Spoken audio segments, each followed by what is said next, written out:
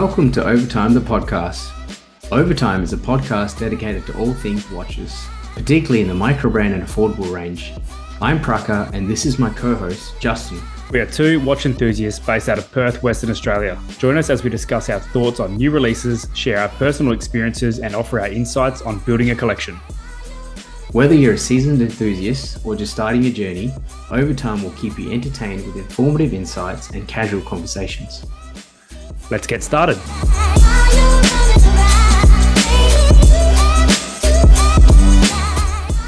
So Justin, how you going, mate? I'm good. I'm a little bit sunburnt today. I spent 4 hours of my day volunteering at a sports carnival and went and got a haircut beforehand, which might have been the silliest thing I could have done. But the back of my neck is glowing at the moment. So feeling a bit exhausted. It's been a while since I've been out of the office for more than 4 or 5 hours. And it's definitely taken its toll, but I'm doing pretty well for a Thursday night. What about yourself? Yeah, it's good, mate. Good. Yeah. Pretty busy week, but nice and warm day. Kind of wish I wasn't in the office all day, but also I'm happy that I'm not as burnt as you are. Not that I get visually burnt, but I definitely can feel it on the skin. That's for sure. Cool. No, it's been good. So sweet. Let's get on with today's episode. We've got another special episode and another special guest. So for all the listeners today, we are very excited to introduce Mr. Peter Sargison from Second Hour Watches. Peter, how you going? Hey, hi guys. Hi, Praka. Hi, Justin. Thanks for having me on. No, our pleasure. We like to kick off our episodes with a customary wrist check. So as the guest today, what have you gone with, Peter? Well, this is a very visual medium, the wrist check. So it's actually probably fairly safe to show you guys because I'm actually wearing an unreleased prototype. So I'll take it off anyway to make it easier. And I've got its brother here. I don't know how well this is going to show up, but I can see it. Yeah. So this is a model here. I don't even know if I can say the name because it's on the back burner for and it's its brother there. Ah, very cool. Oh, that is nice. Yeah. Okay. Beautiful. We'll title it as undisclosed wrist check. We'll undisclosed wrist check. Yeah. So that's one of our new models. I can't take it off because the comfort and the finishing because I'll go into it later, but I've got new manufacturing partners and they're just doing some very, very good stuff. And the same guys are making the Gin Clear Mark II and just absolutely thrilled with what they're able to do. And it just blows away. It's not like we were doing bad things before. I don't think I've heard any complaints on that front, but it's just really just so comfortable. It's crazy. Yeah. Yeah, it looks very cool. Looks really cool. And looking forward to the official reveal. Yeah.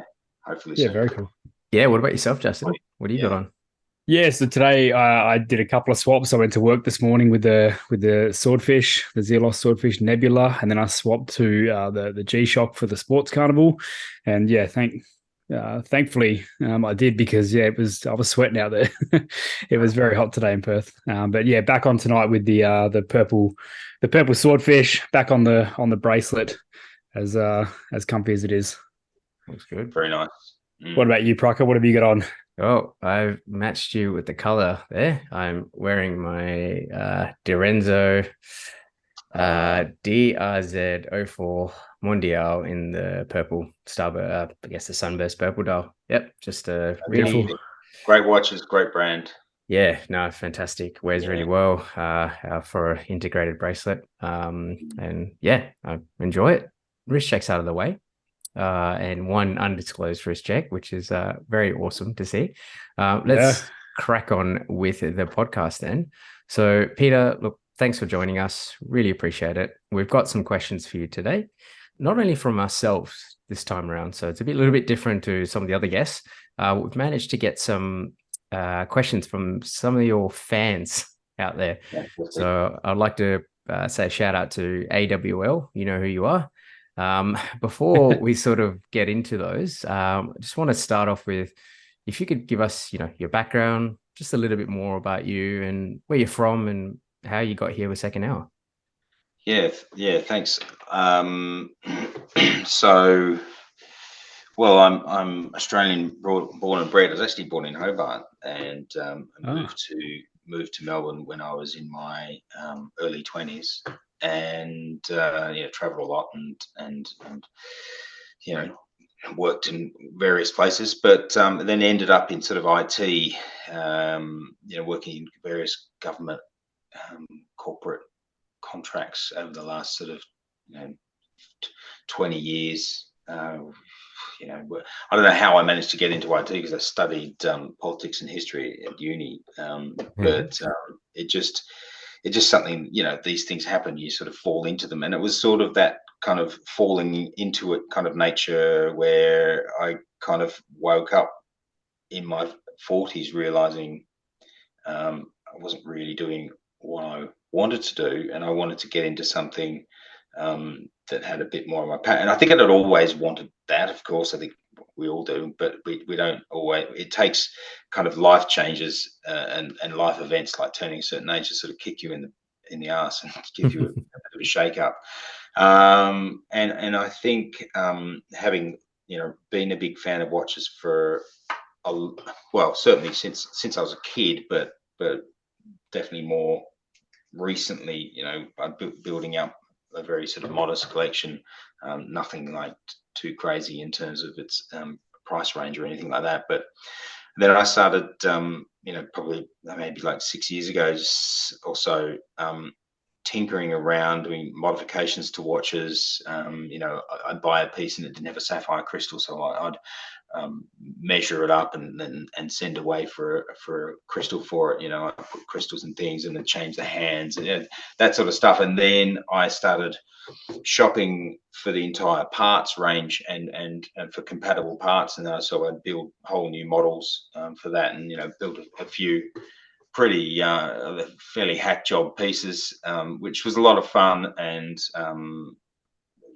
it teaches you patience, or at least makes you realize how little patience you have for that kind of work, especially when the results can end up an expensive mess.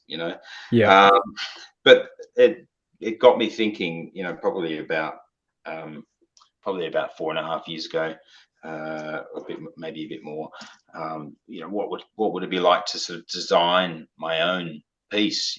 So I started sketching some things up and started researching how to get it made into sort of prototypes, and in conjunction with that, researching how to potentially launch it and bring it to market. And so that led me into down the rabbit hole of getting the prototypes made for the original watch, which was the Gin Clear, and and putting it as a Swiss automatic in it, and taking it to Kickstarter after getting the heck reviewed out of it.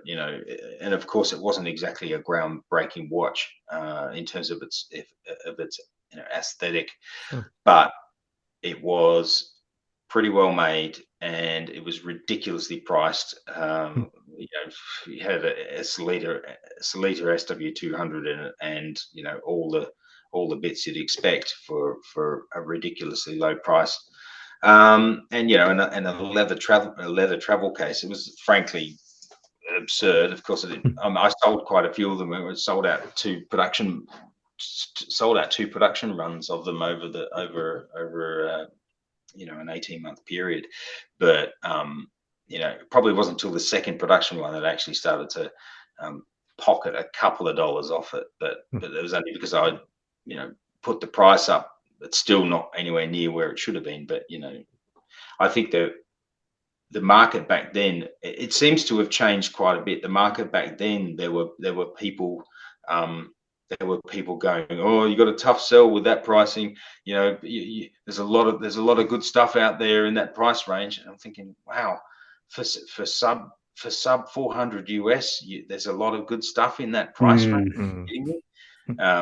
But now I think the discussion seems to be it seems to have changed somewhat. Obviously, that's we can get into that later on. But basically, I went from there, and based on the success of that, launched the Mandala Mark 1 shortly after that. So that was a strong follow-up, obviously stronger than the Gin Clear, and that really just sort of set it all in stone and made me realize that I actually could sort of make it all work, basically. Yeah, it's been onwards and upwards from there. I mean, perhaps from the exterior it looks like it's a linear trajectory, always sort of pointing in the up, but I can definitely say that not every launch that we've done since, say, the first Mandala, not every launch, because we didn't go back to Kickstarter after that. I felt that Kickstarter, I should be able to grind it out without relying on Kickstarter, and the reliance on Kickstarter was somewhat problematic for any brand that wanted to position itself as to be taken more seriously as a producer, as a serious producer of that practiced a craft, as opposed to we've managed to get some prototypes made and here's our jazzy new diver. I was much more interested in the business side of things and the design, of course, but how I could create something, can progressively elevate and get the brand to be taken more seriously as a heavy hitter, not just as what one reviewer described us as way back in for the Gin Clear. We're an upstart microbrand, which I think is certainly a fair label for a brand new brand, but it's you need to get that escape velocity that allows you to sort of pull away from those misconceptions that go along with a lot of that stuff, and I think it's the challenge for any micro brand, and I think that for me, getting away from Kickstarter was the best thing to do. But I can tell you that there have been a couple of launches since then that have been fairly lackluster, and that might have been significantly heavy hitters had they been on Kickstarter. But in the end, it taught me how to manage my expectations. It taught me how to grind out results in a different way, and perhaps definitely some resilience. And it taught me how to manage my production in a way that made it, I guess, financially more manageable. I won't go into the specifics of that, but it certainly it teaches. It was a real teacher for me to have a couple of things. But the Giant Stride was not an immediate hit, but then it became a real slow burner for us. And now there are people contacting us all over the place, and where can I get more of those Giant Strides? Unfortunately, and we've got a few hiding away that we're going to bring out, and we've just got to pull them out of the workshop and check them and just make sure they're 100%. And we will bring those out. But yeah, you never know. You do your best to predict, and then you do all your planning, and you do what you can to keep your costs down and your quality high, and then you let the market decide. And then based on what it was the market decide, maybe you learn a really hard lesson, and then you have to find a way to sort of pull something golden out of a pile of shit. Excuse the French. Launching a new brand with something, I guess, I wouldn't want to say predictable, but a very solid entry, which is a dive watch. I feel like a dive watch is very, it's something that it's not going to miss, is it? People love dive watches, and dive watch micro brand with the specs that you released it at and the price, like you said, it's a good way to get into the market, and it is commendable that you've taken that steps to try and push the brand to the next level, as you say. Yeah, it's a long journey. Yeah. You said you're from Tassie. You're very lucky to grow up in that part of the world. I've been down there a couple of times for mountain biking trips, and I went to King Island, I believe it was, off of Tassie for work one time, and it is a magical part of the world. I love Tasmania. Did you, your mountain biking, did you go to Derby by any chance? Oh, maybe, yeah. Yeah, Blue Derby, it's sometimes called.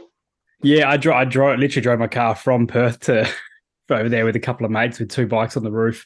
And yeah, we went across and did I think it was about 10 days where we flat out rode push bikes. And I remember my bum and my legs being incredibly sore. But it was an experience of a lifetime as a 20-year-old. So it was an awesome part of the world.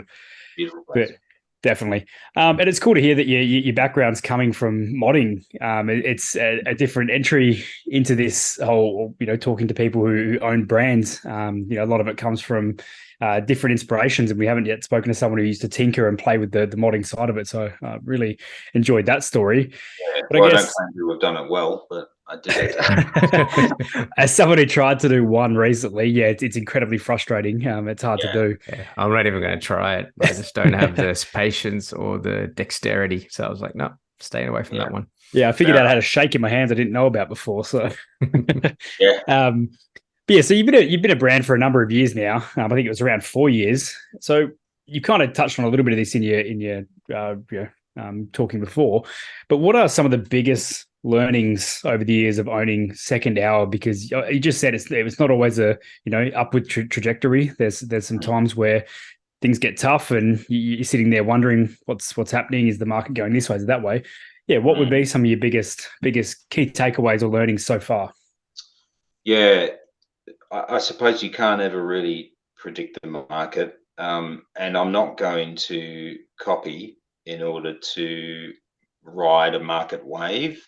Yep. So that for me has been really important. I don't think we've ever made something. It is.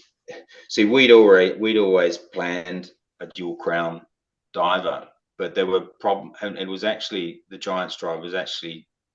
The first development of that was in conjunction with the Gin Clear, and it was actually almost ready to go around that time, except we fell out with the producer of it and had to go to a new producer, and the prototypes took so long. They were high quality, but oh man, it's unbelievable how long they took, and then there were little changes that needed to be made, and so that's why the Giant Stride didn't come out until our third release. And then it coincided because we would have had the jump on the market because there was a swath of dual crown divers in the 6-month period that we released ours, and it stole our thunder quite a bit, and that's okay, because it's the watch stands and falls on its merits in many ways. But if things had gone a bit more smoothly in the lead up to that, we would have been able to get the jump on that and actually been a bit of a leader in producing a watch of that quality at that price. I mean, the price we had it at when we first released it again was stupid, really. I mean, it should have been $1,000. It should have been $1,000 Australian dollar watch, but straight up. But I think initially we were selling it for less, quite a bit less than we are now. And that's it. And I think another learning is that without giving too many trade secrets away, is that you should make as many cases and bracelets as you possibly can when you're doing your production. And I didn't know that when I first started, or at least I hadn't quite worked out the calculations on that to give myself the kind of edge that I needed, that I now have when I produce. I produce them in much larger volumes, and I buy my movements in smaller batches because they are bloody expensive. I mean, the price on we're using the ETA 2824 for the new Gin Clear, and the price on those is just ridiculous, and they're very hard to get, which is probably another reason why they're so expensive. But yeah, so the big learnings are that you can't really predict the market, and you should try and predict the market perhaps from a sense of like what colors might be welcomed. But I think in terms of you you shouldn't look to other brands that have had success and go, well, that what the 12 Christopher Ward's the 12. Well, it's about time I produced a integrated bracelet that has kind of Genta-esque vibes or something like that, because I'm not going to do that. And that was the same with the bronze wave that came. Yeah. Sort of come and died. Thankfully, from my perspective, died, because I'm not a fan of bronze. And for anyone who is, I apologise. I don't. Obviously, personal taste. But we never produced a bronze watch, and we don't.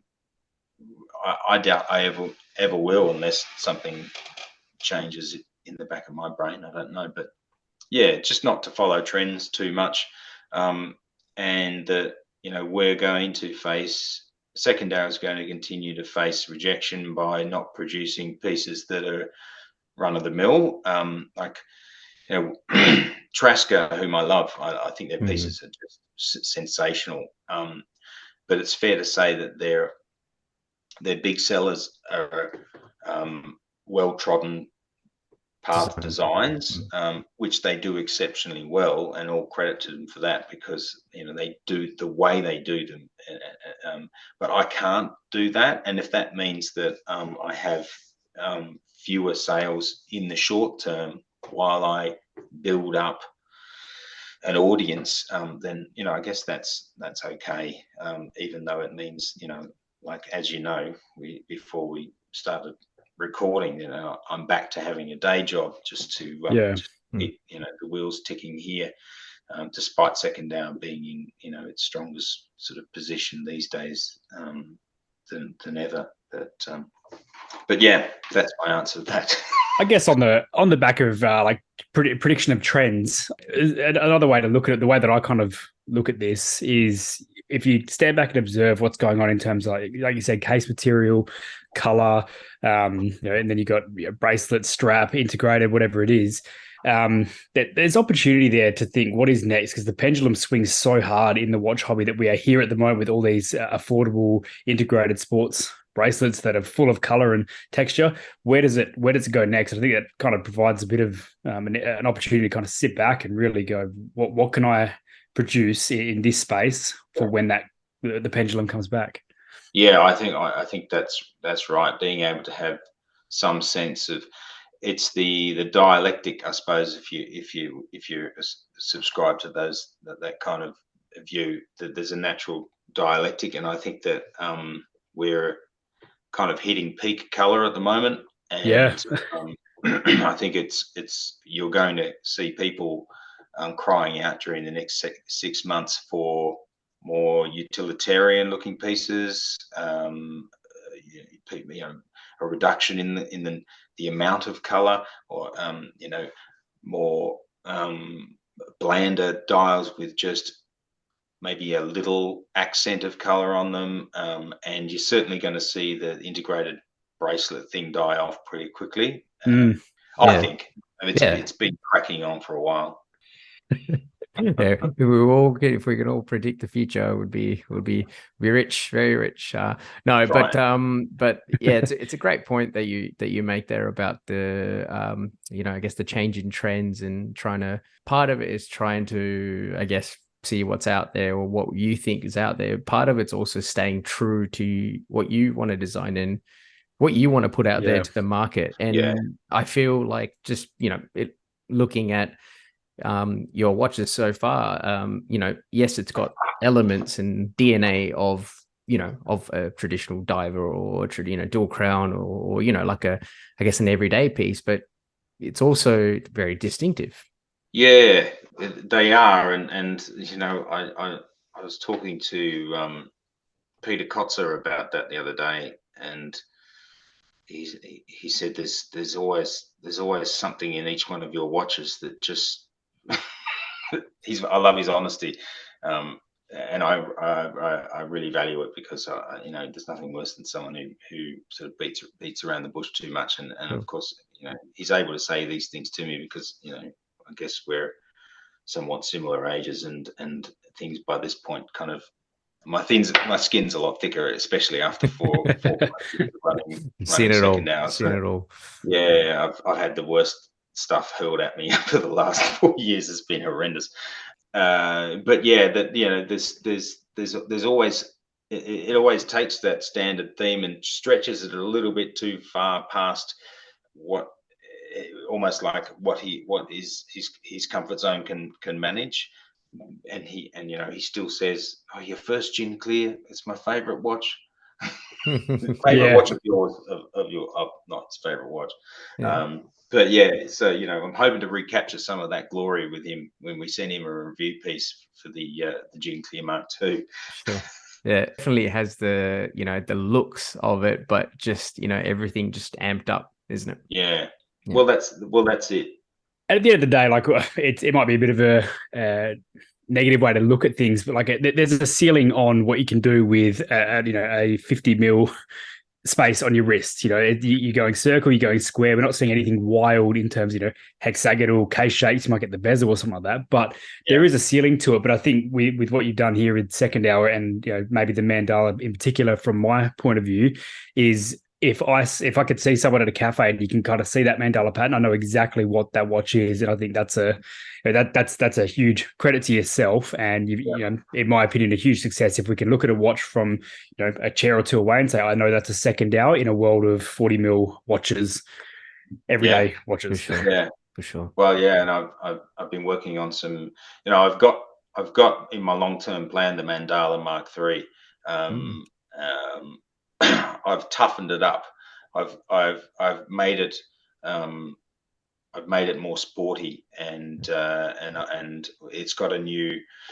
The dial pattern has been changed because I thought, well, I can't just go too iterative. I've got to keep progressing it. So I'm pulling back from the more dressy elements. It's still dressy, but it's a lot more sporty, and it's got a tougher look. But in the meantime, there's still high demand for the original, for the burst, the mandala burst style, with the changes to the hands and the accent line on the crown, and the extended gear shape pattern out to the outer edge of the dial. So I'm doing some new iterations of that. I've just received some design updates today that I've been working on, and they, I've introduced a whole. I've got I think it's 10 new color options. Obviously, I'll only pick a select few of those, but those people who are on our Second Hour HQ members Facebook group, I've been showing a lot of these over the last day or two. So we might get some of those rolling very soon, because there seems to be an ongoing demand for some of those. Nice. We're talking about iteration and changes and the dials and stuff like that. One thing that some of the listeners may have noticed is your logo change from your first release and where it is now. What brought about that? Well, nothing that was really my intention. Sure.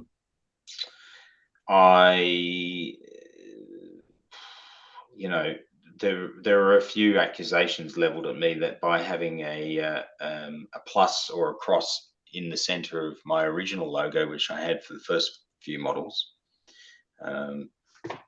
Gin Clear 1, Mandala 1, and Giant Stride, suggestions, sort of, snide remarks that I was trying to pass myself off as a Swiss brand. And then one day an email came through from it's a non-government organization that is nonetheless funded in part by some of the Swiss brands, and they sent me an email saying, "Oh, your logo features the Swiss cross, and you need to take steps to make an immediate change." And I wrote them a very strongly worded email, because I'm not at all. I know that my logo had nothing to do with the Swiss cross, and certainly never was intended to deceive anybody. And I wrote them an email telling them as much, and basically making and trying to make them look like idiots, and to let them know that I wasn't even mildly threatened by them, and knowing full well that they were completely toothless and unable to do anything in a internationally cross-jurisdictional sort of sense. They were not able to really do it, or they might be able to stop imports of my watches into Switzerland. But I don't think I've got too many customers in Switzerland at this point. But anyway, I did take it on board, and it was sort of like the whole. It wasn't just one thing. It was sort of like the momentum behind some of the comments. Very few, really, and a lot of people complain when I introduced the new logos. Like, I really like the old logo, and I thought, yeah, well, it's not that simple. I'd rather not have to face getting lawyers involved to keep these wolves at bay, even if they are somewhat toothless in this context. But anyway, I had some legal advice. Yeah, that's crazy. I would never have thought that was a thing. The level of control from Switzerland to Melbourne, Australia. Nuts. It's funny you mentioned that. And I was listening to a podcast where Mike France, Christopher Ward, CEO, mentioned a very similar story as well. And in fact, that's partially why they changed their logo as well, because they were the same thing. They said, the Swiss cross, and you're not a Swiss brand or fully or English, this and that. So yeah, I mean, but I didn't put two and two together, if I'm being honest. And I've heard the story before, but that's crazy. You just make it the Mandala Plus and put it back on that. Just as a middle finger up to those guys in the boardroom in their fancy suits. No, that's just another level of the whole hobby and everything I'd never really thought about. Well, I guess first of all, congratulations on the launch of the Gin Clear Mark II. And noting the popularity of the Mark I, what success have you seen with this launch, or any changes or learnings again from this launch compared to the last one? Well, the cost. Look, the launch has gone well. It being as it's a pre-order done with 0 reviews, I didn't expect it to be in the ballpark of the Gin Clear Mark I Kickstarter sales, which were very high, really, or anything like the Mandala Mark I or II. But the results have been really good so far, and that's it's reassuring that there's still a good demand out there for that model, and people appreciate what we've done to elevate it.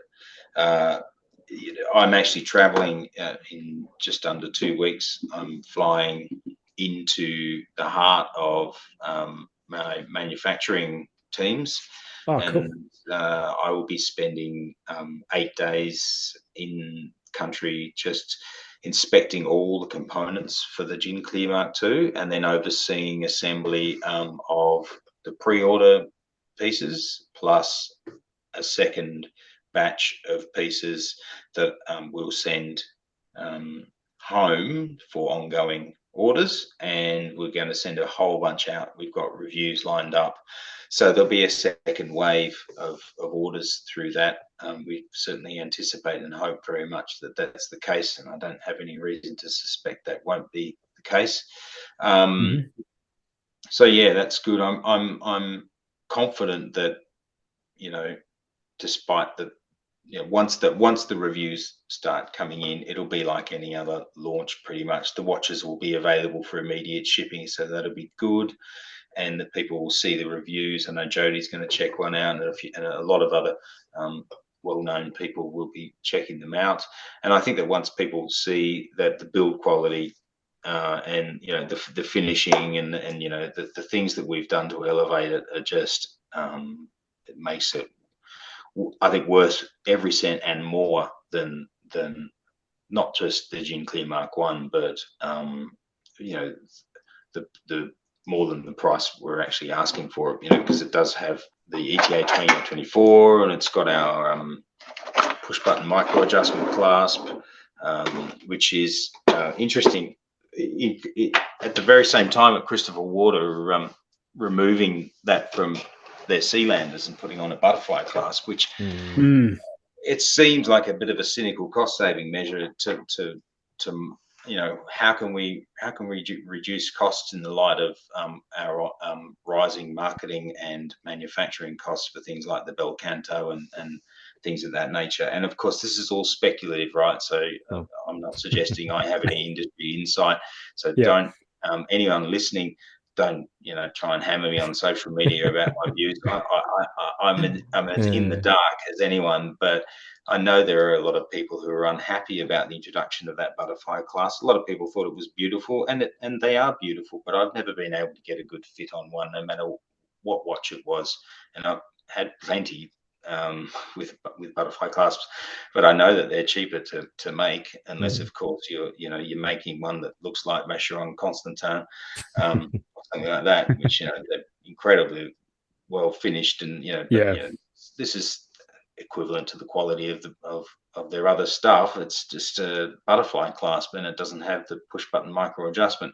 We're using the exact same clasp on ours, the push button clasp. We found a manufacturer who who makes them, basically. I said, you guys can have the clasp, and we've looked at it in pictures and checked out the we've got it on all our prototypes, and we've looked at it in all the pictures from the Christopher Ward one. I have owned a Christopher Ward, but it didn't have the bracelet on it. It had the leather strap, and it looks basically like the same clasp. And I can tell you, it revolutionizes the wearability of the watch. Your watch is swelling, your wrist is swelling up during the day.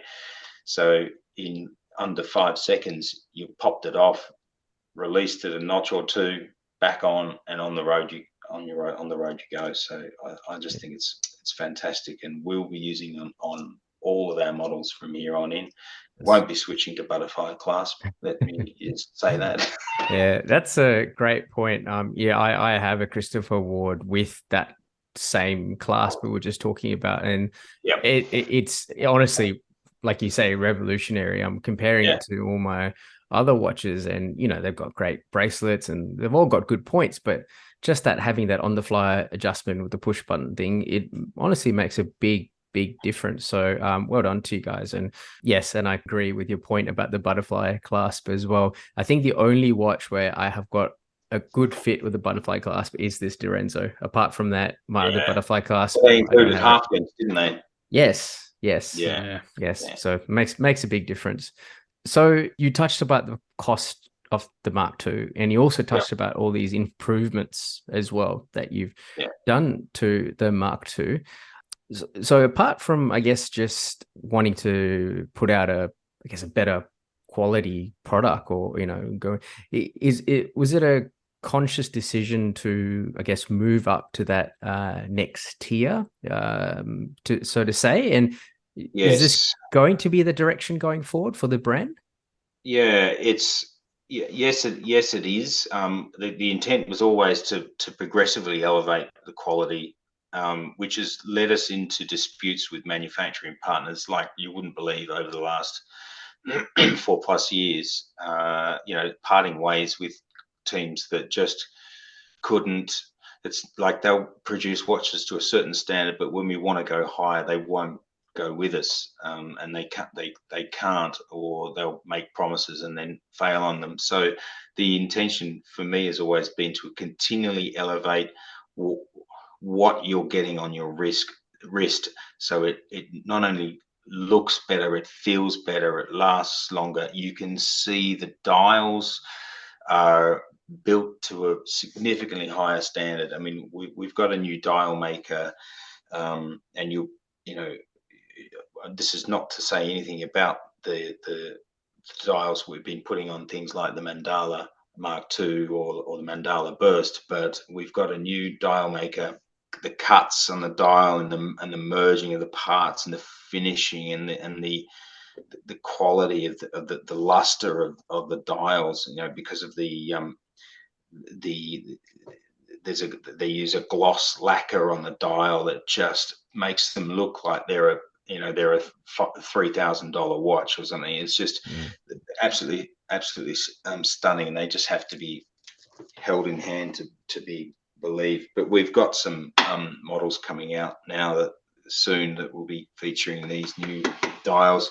But we've also found a new maker for our cases and bracelets, and they can do stuff with steel that our other guys couldn't, in terms of the precision of the transitions between brushed and polished areas, and mirror-like finishing on polished areas of cases. The watch I was showing you in the intro during the wrist check, the case back, you're not going to be able to see it really, but you may.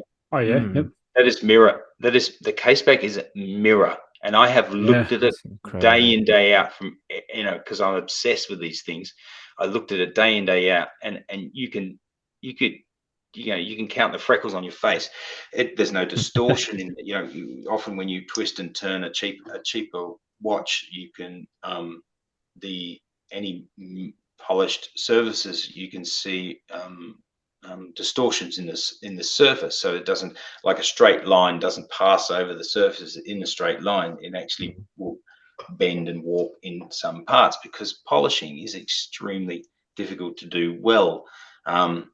So these guys are able to do polishing now, and just like, I'm very excited, and I spend far too long staring at these watches thinking unsavory thoughts. Yeah, so yes, the intention is, it's our promise to our customers is that we might be increasing the prices, but we're taking the watches along for the ride, because the watches will impress. They are better quality. Every partner's been attended to. We put a better movement in. We won't use the Solita SW200 anymore. We believe that the ETA 2824-2 is more stable. It's got improved part fragility. There's component fragility in the SW200 that we just can't accept anymore. People say it's been ironed out, but I don't see it yet. We've got improved scratch resistance coating. It's just and then it's just a better watch. The Gene Clear is just a better watch all around. Beautiful. A lot better. Yeah. Beautiful. No, it seems like you're definitely leveling up is the term I'd use. You're going from that the step you're at to the next step, and it's definitely exciting. And going back to talking about, you've got some iterations or some changes coming to the Mandala. We might just go backwards a little bit with the Mandala. Yeah. And as I said before, when I think second hour, that's the watch I think of. That's the pattern. I don't remember, I've been in the hobby a huge amount of time, but I don't remember seeing that kind of dial before your brand. So I guess thinking back on that time, there was a lot of color. Color was starting to become pretty prevalent at the same price point, and there was a lot of pastels and bold colors, but less textures. And you kind of answered this before, you want to stick in your own vein. You're not going to copy and ride any trends or waves for the sake of staying true to the brand. But was there anything else that made you kind of decide that the Mandala was going to be, the one you went with, and that was the finalized decision? Yeah, I think I just wanted to put as much into it as possible. What I didn't want to do was follow up the Gene Clear with another fairly similar kind of thing, because then you'd get known as a dive watch brand. And I wanted to produce something, and even though the Giant Stride technically was slated to be released before the original Mandala, it does have in its own right its own dial complexities and idiosyncrasies of design. But the Mandala, I just wanted to put as much creativity into it as possible. And of course that guilloche pattern, which is a stamped pattern, it's not true guilloche made by a Rose engine or anything like that. We've certainly never made any claims about it, and of course the price tag would be reflective of that if it were. This is an accessible. This is a way to get into that style of dial without spending, you know, $3,000-4,000 probably at a minimum for that kind of thing, because they you know, it's very difficult to get that kind of dial right when you're using it, the proper machinery. But really wanted to create something that was just, you know, it took us in a different direction, I think. And you know, the complexity of the dial speaks for itself. It may be a little too complex, because you've got the outer ring has two surfaces on it, and it's got cantilevered indices, which gave us absolute hell on the first production. We actually had to have a lot of them corrected because the alignment of those indices on some of them wasn't perfect. So I had to, and we made a very, very large batch of those, and we found, fortunately, we had plenty enough to fulfill all the existing orders, but the ongoing sales had to hold off for a little while we actually had some of those indices corrected, which the manufacturer took care of it for us at no problem at all. And now he fully understands when I say get it right, make it high quality. he doesn't have any illusions about what that means now. So, but that was heartbreaking when we first found those. Yeah, I bet. Yeah, it was nasty. But yeah, basically, just producing something that was a bit different. And, you know, even the hands, you know, we'd seen somewhat similar hands before, but nothing that was quite like the hands on the original mandala, which I think we've improved again for the mandala burst, because now they have a beveled edge running along the center line, which I think is just perfect for catching the light. Yeah, that beveled edge also just adds that next level of depth when you look at it, like you said, when it catches that light. And I guess thinking back to textured dials and whatnot, I think whenever I think textured dials, I think straight to Grand Seiko. They probably do it pretty well. You know, they've got so much different texture going on, and the use of color with the right texture, they hit it. They tick a lot of boxes. And I think a lot of that was trying to be somewhat mimicked or copied into the microbrand space, an affordable range at the time. But I think it's one of those things where you can't nail the original, I guess, like when the level with that Grand Seiko's at is so high in their production. Whereas you've kind of run with the texture, but made it your own, and, you know, made it your brand. Yeah, definitely. Definitely. You're definitely going to kind of expose yourself to criticism if you are trying to copy those.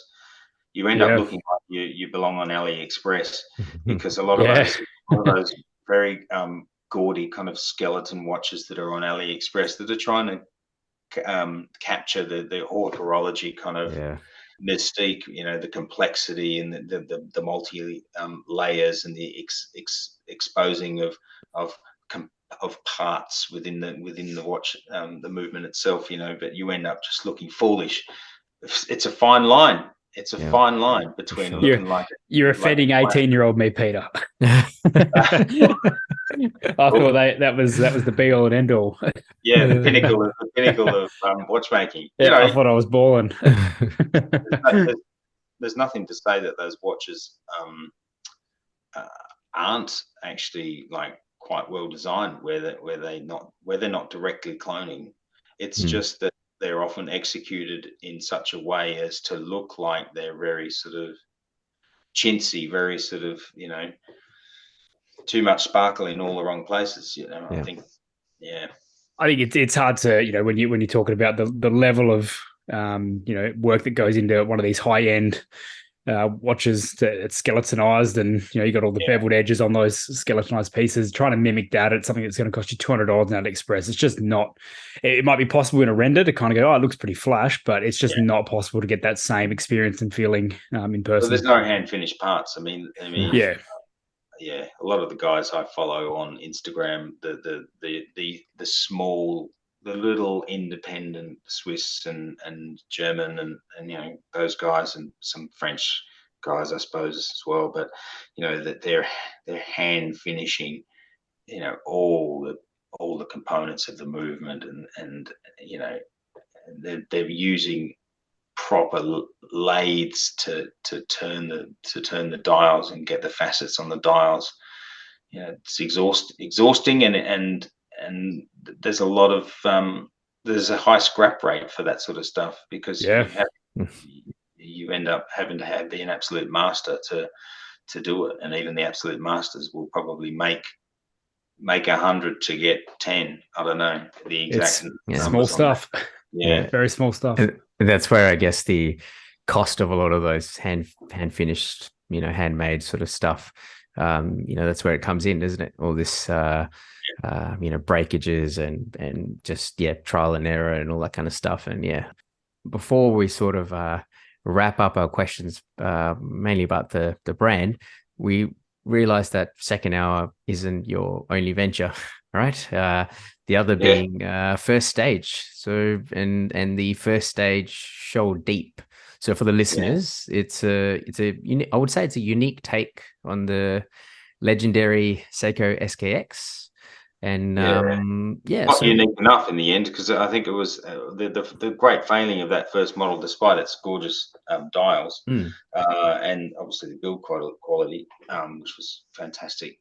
But we probably could have done more with the case to make it a little bit less SKXy, and then probably won a few more people over. We struggled to get the funding we needed on that, and in the end, I had to shell out. Hidden costs being what they are, I had to shell out quite a bit of my own money, and we didn't really break even.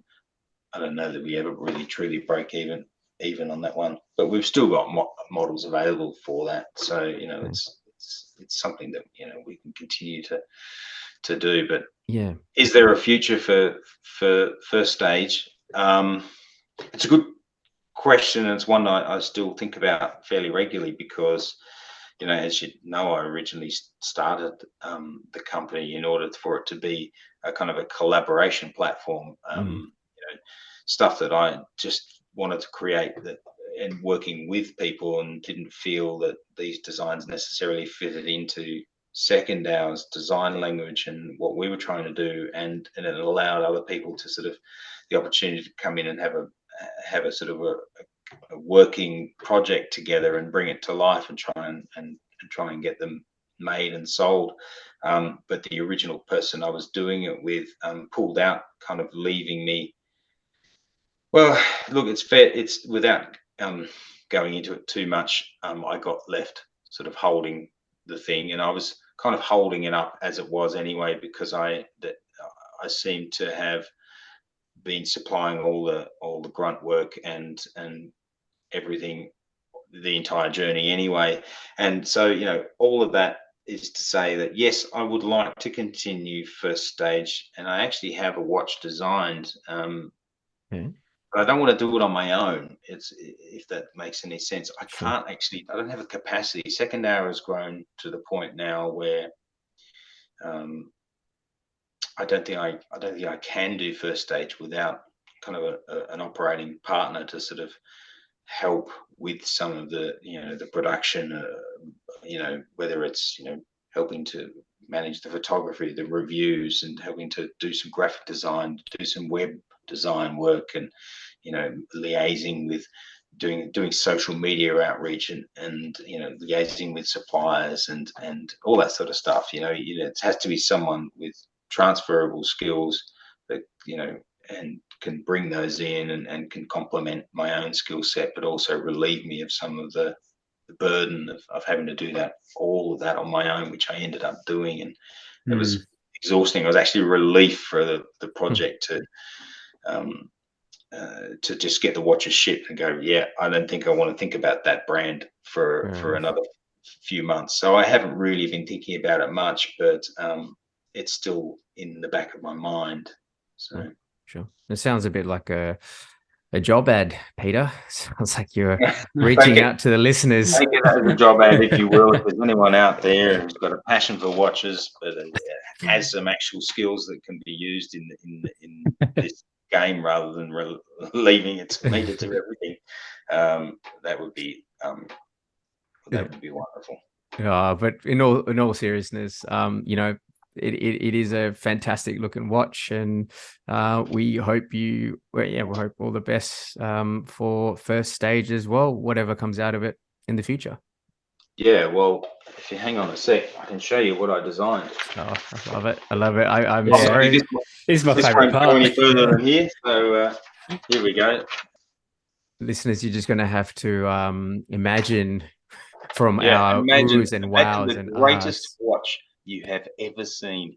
Think all up right now. Okay. Very cool. Yeah, I like that. Oh God, I'm trying to hang on. Yeah, I can see the. Yeah, there you go. Yep. Interesting. Okay, and that's that's on the first stage platform. Is that Mandela Well, platform? it is. Oh, sorry, second now. It was originally labeled, branded second hour, right? Okay. First stage, but then I thought, well, if first stage isn't going to go on, I'll just rebrand them second hour. Why not? Very cool, and also very different from your current offerings. I guess that's as much as we can say. Yeah, well, I guess that's the thing. I spend a lot of my time designing now. When I'm not doing the grunt work of second hour, I've come to, I guess my skills have improved, and I've come to really feel excited by the design process in a way I didn't, because of it. Because the more you learn about it, the more you learn about the possibilities, and so I think that opens your eyes up. So I have, I've got half a dozen different models, prototypes sitting around here that they're waiting for their moment, and I've got a couple of dozen more watch. Oh, look, there's another one. Oh, nice. Oh, I like that. Yeah. This is such a Anyway, treat. This is such a treat. All right. But yeah, so look, I've got all this stuff, and the issue is that we need to take second hour up to the next gear. It needs to find the teeth of that next gear and mesh together, rather than just sort of hitting it and grinding it and bouncing off like an old bus gearbox. And then so that will allow us, because that stream of watches that I've been lovingly and exhaustively designing and redesigning over the last couple of years, particularly, I've been very productive in that vein. I want to bring those to life. I just can't wait. It's like really hard, because I want to release them all now, but you just can't. So anyway. Yeah, and it sounds like you're very much on the right track. Seeing all these pictures that a lot of people probably haven't seen is very exciting. I'm very excited for the brand, and I've not owned a second hour. I think the only one I've seen in person, we had a giveaway at our Red Bar event. I think the first one that Praka, you and I met at, right? That's correct. Yeah, and I think I was talking to Peter about this not too long ago, and it was it was an auction, a charitable auction of the Mark I. I think it was in a green colorway. Yep. Absolutely. Gin Clear, was it? It was a Gin Clear, correct. I was a Gin Clear, yeah. That's the only one I've got to see in person so far, but I'm very excited for the future of the brand, and I will be watching closely going forward. Yeah, brilliant. Thank you. And look, probably time for another charity auction. Let's get with the Mark II. Yeah, no, beautiful. Good stuff. And I commend yourself, Peter, on that. It's hard enough trying to, I guess, maintain and run a business and all that, but being I guess involved in the charitable space is a credit to you guys. So well done there. Oh yeah, definitely. No, it's really the absolute bare minimum that we can do, really. Great. No, that's good stuff. All right, well, I think we've come to the end of all of our questions. So this is where, part of the podcast where we talk about something interesting. Peter, as our guest, is there anything you'd like to note? I've got a feeling that you guys are going to talk about the same thing. we can group this in. It could be a group discussion. Two colloquialisms come to mind, and the first one is flogging a dead horse. Although I don't think in this case the horse was actually dead. I think they may have killed the horse or at least hurt the horse somewhat slightly with this release. And the other one is jumping the shark. I don't know if you know that phrase. Jumping the shark means potentially running out of ideas, which is interesting because there were lots of other directions they could have taken the PRS, like sticking a dive bezel on it and turning it into a dive watch. I think that could look really good. But I certainly wasn't expecting a digital variant, and I don't find it especially attractive. So that's in the news. What's been in the news for me this week that's captured my. It's amazing how many people are talking about it as well. So yeah, this feels like the easiest way of doing a copy and paste, but change a word in the homework type thing to make it look like someone else's. I don't know. I got nothing against Tissot. We spoke about Tissot in the last few weeks. Praka and I, we've had a lot of good to say, but there's reaching into the back catalogue to do something cool and inspired, but this feels like it is an absolute grab of attention, like you've highlighted there, Peter, but also just the easiest way possible. There's no thoughts got into this, no souls got into this. It is just remove the dial, slap the digital rectangle display on, and we're going to ride the PRX train, or like you said, flog the dead horse. Yeah, well, people were doing side by sides with the Casio. Right? The Casio has advantage, and it's not just in the price. The Casio has additional functions. So the Casio has, like, I think it's got a stopwatch in it, and you can see on the display there's there are other things and buttons that do other things. Whereas I'm pretty sure that Tissot is just like probably date and date time only. Yep, 100%. And just looking at the cost of it as well, and it's probably the digital quartz module is probably cheaper than the standard quartz module that they've got on there, but the price is more than that, which is just staggering. But I guess the only thing that I would say well done on Tissot is hey, people are talking about PRX again. And it's when it seems like it's going away, it's coming back, and someone will go, oh, that looks ugly, but then you go, oh, actually, but the other one looks all right. Maybe we'll get that. So you're 100% right. Yeah. I mean, this is Swatch Group at the moment, isn't it? Like, to me, this is the strawberry moonshine gold second hand of the Moon Swatch line. Like, it just feels like not a lot of thought here. It's just copy and paste. The people can level the same accusation at Christopher Ward for continuing to bring out variants of the Sealander.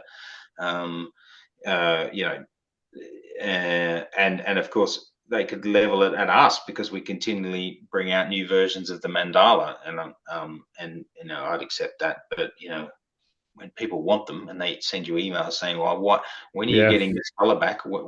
How can that be sold out already? Surely it only released. It released a year ago. It's been on the market, that color, for ages. If you slept on it, that's we did the best we could do. We marketed it as much as we could, but we're going to bring back the silver blue, actually, a variant of it. Yeah, and I was about to say, like, these type of releases, like, I kind of seen this in Instagram scrolling, and it didn't grab my attention whatsoever. If anything, I actually scrolled past it and kind of thought that's just a Photoshop that someone else has whipped together. It's a leak or something. Right. And then Praka sent me a screenshot. I was like, oh, this must be a real thing now. But it makes me grateful for people like yourself and the other guests we've had on here so far in our journey that you guys are doing that cool, innovative, fun stuff that we like at a price point that's attractive. And I think I speak for a large part of the community where we say jumping up in price to pay that little bit extra for something that you get a bit more experience out of, a bit more innovation, a bit more idea and thought behind, is definitely a much pleasurable experience than walking into a Mazzucchelli's and seeing this thing in the counter. I don't like to be negative too often, but this one rubbed me up the wrong way for some reason. I'm not a fan. Look, you're going to get, with us, if you get in contact with us, you're going to be speaking to either me or my wife. And we hate it when people have a problem with one of our watches. It upsets me personally when we've sent something out to someone and they've got it in their hand and there's something. I mean, it's rare because we pay a lot of attention to the testing and the quality control, because we do all of that, every single piece in house. Everything is checked and rechecked, and Akira's eyes are way better than mine, and she finds things that I miss. But so we do get terribly upset on behalf of customers. So you can't say that Tissot are going to give you the same kind of feedback. You're not going to get that kind of heart-to-heart experience where they actually feel a personal loss at sending out something that didn't hit the mark for the customer. Yeah, that really for sure encapsulates not all micro brands, but definitely some. And so yeah, well said there. I want to touch in, when we talk about big brands releasing things like this, and to try and inflate their like you say, maybe not market share, but just a share of the news run, to try and almost like inflate that, to try and push that up. It's hard really for like a micro brand to do that, right? Because everything you release is, you want to sell it because you want to do the absolute best and get it out. You're not really going to release any second-rate stuff to, sort of, we're a bit quiet this couple of months, let's just release something to get something out. Well, you kind of can't. We're not usually sitting on cash reserves that allow us to make those kinds of snap decisions. Yeah, we have to plan and manage our cash flow and and saving that cash flow to get to the necessary critical mass that allows us to kickstart a production, and then be able to pay the production balance at the back end of it. So yeah, it's challenging to manage that. I mean, if we could have multiple lines in production at once and be releasing here and here, like Christopher Ward have managed to do. I mean, it's taken them, have they been around for 18 years or 20 years? I don't know how long now. Yeah, a while now. Yeah, I think I would say less than 20, but yes, definitely high. Yeah. But now they're chaining together their releases, and it's almost like every week there's a new thing from you're not wrong. Yeah. But yeah, what does that do? Is there a net effect on the negative side for the constant bombardment of new release emails? I don't know. Does it impact? I don't know. As hardened collectors that literally will buy almost everything that Christopher Ward release, or any other brand, but people on the more casual end, does it affect them? Because I tend not to buy a massive amount of watches, because I enjoy watching. I enjoy wearing my own so much, and I actually feel a great sense of personal pride in creating something that I actually want to wear so much that I actually don't want to take it off. But for those people who are more casual collectors, what's it like for them to constantly see a brand releasing almost every couple of weeks something new? Or is it just sort of like, well, yeah, that's okay, I mean, I like that one, but I don't like that one? Is there a problem with doing lots of releases? I don't know. Yeah, it's an interesting way of looking at it. I mean, I think thinking back on Christopher Ward, like you can pick up most models for well under $1,000 secondhand at one point if they were in your area or on the forums. They're very, very different now, but I think it just goes back to that kind of that they've leveled up. They've gone through a few different levels over the past few years, especially like now with the release of the Belcanto. They've gone up again into a still somewhat affordable range, but you're kind of hitting that different level of horology that speaks to another whole section of the collector and community. Yeah. But yeah, I don't know. Like I've never thought about it from that way, and I'm a fan of Christopher Ward. I've held one. I've held Prakas in person. I've never owned one, but I think there's a right way to market it too. Like their ads are usually quite well done. They're not just like here's a crappy rendered image that's in your face and just sitting on a plain background that you can tell, they go, there's some sort of effort put in there. There's some sort of thought put into making this attractive. But I've never looked at Christopher Ward and had the same feelings I do when looking at this picture of the Tissot. So I'm not sure why. I couldn't tell off the top of my head. If I did some thinking, I could. But it's actually just brought up, you've kind of brought up a thought in my head that I've never really thought about before in terms of marketing and how it affects me in that sense. Yeah. Well, because I don't. I get a little bit fatigued by Christopher Ward's constant bombardment of new models, and that may be. I may be paying more attention to them because, in many respects, I look to the people who I wish to emulate and try to learn from them, and a lot of them are for a lot further down the line than where I am, i.e. Christopher Ward. But it's absolutely conceivable that within the next sort of 5 to 10 years, not that we'll have the volume, but we'll be, and I'm quite confident that we can already reach that quality, because the parts that we're using now and the finishing is I would comfortably put it at that level. I mean, that thing I showed you before, these are the guys who are making Gin Clear Mark II, and it's fantastic, So yeah, I think, and I look at guys like Direnzo.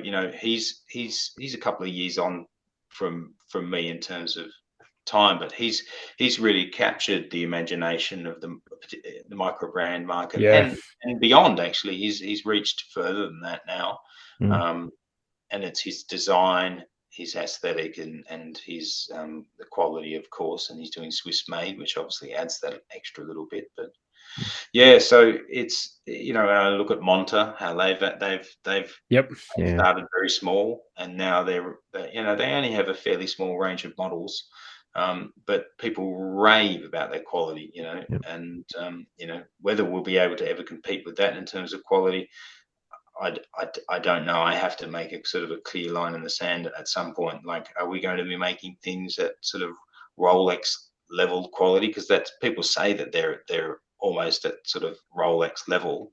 Yeah, it does make you wonder. Yeah. What are the price difference between the two? Oh, exactly. Yeah. It's an interesting topic. That's exactly right. And someone was mentioning on the forum today, Rado, they've been around for a long time. They're part of the Swatch group.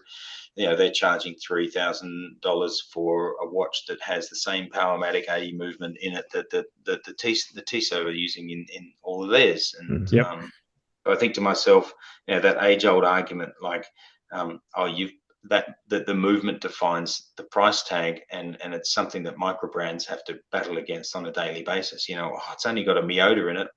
Why are you charging that much for it? And that's something you have to work really hard to sort of break down those misconceptions. But they'll go and happily spend $2 or $3 grand on an equivalent quality brand that's Swiss and has perhaps a Powermatic 80 inside it. And it's interesting how people discriminate and make those kind of associations.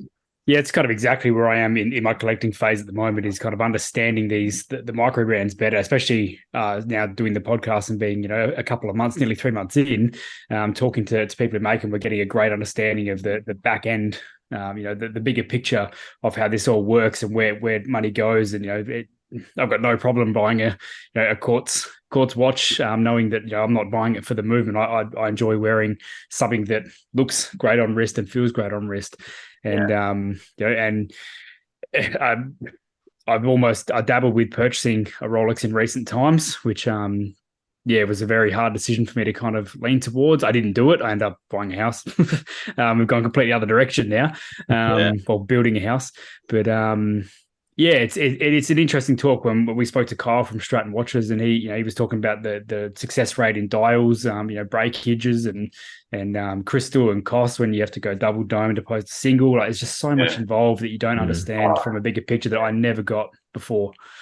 Yeah. But I think what's cool is when you think of like the brands you mentioned, like Christopher Ward, Monta and whatnot, and yourself in similar, on a final note on this, is you've all kind of got your small cult followings and you're all in your own kind of lanes, which is, I think, a huge success in itself. And Christopher Ward might have 12 to 14 years on you as a brand at the moment. But I think, the footsteps and the pavers are set in a certain way at the moment, and you're definitely heading in a direction that I'm excited to follow myself. Yeah, thank you very much. Look, it's a grind, and I love the grind. I think I'm a little bit tired at the moment, as I mentioned earlier. Before we started recording, I'm working a day job again, and 14 hours a day to try and cover both, maybe 15. Today, whew, it's towards midnight here. Sorry about that. So it's a very long one today. So I'll probably due for a little mini break just to give myself a breather, so I don't burn out, because I'm pretty close to it at the moment. But a big hit on the back end of the completion of the Gin Clear Mark II, if it sells a bunch, that'll put a spring back in my step, and it'll allow me to bring to life some of these wild things I've got dreamt up, that I know people are going to be really pleased to see. For sure. That's we are all very excited and looking forward to that. We're not going to do the other something interesting, because I'm pretty sure we all picked the exact same thing this week. We're cool with that. Fantastic. And we'll, before we wrap up, really, if we want to close, Peter, would you like to, plug your socials, plug your websites, and please let our listeners know where they can find you. Your stuff. So obviously we're on Instagram, Second Hour Watches. Our website is secondhour.com.au. Our Facebook, we've got a standard Facebook. We've also got a special members group Facebook, and we're seeing a lot of growth in that lately. And we in that group we show design concepts. We talk about new dial colors. We talk about things that are coming up, and we actually give early access to models, so you can actually buy it oftentimes 24 hours before other places, or sometimes a week before. So there are a lot of advantages, and you also find people selling older models and stuff like that. But it is a good place, a very positive place, and we work very hard to keep it so. That's really fun. And that's pretty much it. And definitely keep your eyes out, everyone, for the Gin Clear Mark II, which production finishes in a few weeks, and the models will be they're already available for pre-order, but the models will be up for reviews very, very soon. We're looking forward to that for sure. And just to tack on at the back of that for the listeners, the Mandala Burst, we spoke about that quite often in this podcast already. And I can see on the website that there's 3 pieces remaining. So if any of our listeners wants to go and check that out. Oh, you mean the purple? Yes, the limited edition. I love that purple. Yep. That needs an update. Jeez. Is it not? People have been buying them. Oh, well, that's good. That's good. We sold a couple. There may be one left, Ooh. But that is the last. I think that might be the last one worldwide, or there may be one at one of our stockists in the US. But and that color will never be remade. So definitely, if you're thinking about it, go get it. Get awesome. on it. Awesome. Now we really appreciate you coming on, Peter. It's been an absolute pleasure. And when you've put out something new, and whether you want to come on and promo again or chat afterwards again, we'd be more than happy to have you on. It's been great. No worries. Fantastic. Thank All you, right. guys. You're welcome. And thanks for joining us. And thanks to some of our listeners who have put those questions for Peter today. If there's nothing else, we'll call it a day, or call it a night here, and let Peter go have morning for Peter. Yeah, that's it. Yeah. Go have his well-earned rest, and gotta get the kids up and off to school in the morning. So yes, good luck. And we'll join our listeners next week. Thanks, everyone. Take care, guys. Thanks, Praka. Thanks, Justin. Cheers. Thank you for joining us on Overtime the podcast. We hope you enjoyed this episode. You can find us on our Instagrams at Overtime the Podcast, at Kinda Average Watches, and at Horology Capture. We appreciate your support and value your feedback. If you have any questions, suggestions, or topics you'd like us to cover in future episodes, please hit us up. We would love to hear from you. Until next time.